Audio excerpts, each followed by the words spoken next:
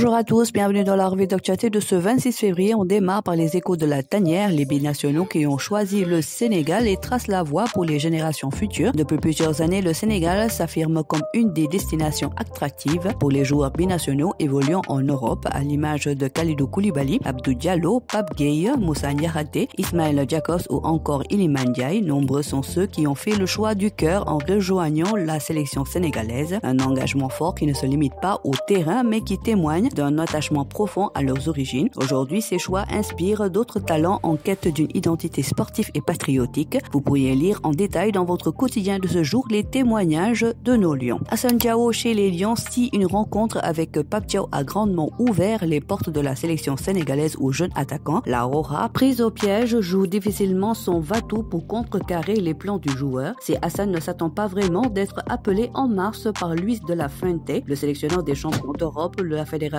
royale espagnole de football AL, posait sur la table du joueur la carte de la patience. La Fédération espagnole de football veut que son champion d'Europe U19 patiente encore avant de décider de son avenir international. Et le président nouvellement élu, Raphaël Luzán, voudrait bien que ce soit avec sa sélection. La contre-attaque de l'Espagne est menée, reste à voir d'ici peu de jours si cela ira au bout face à une très bonne défense sénégalaise et à la décision déjà actée du principal intéressé.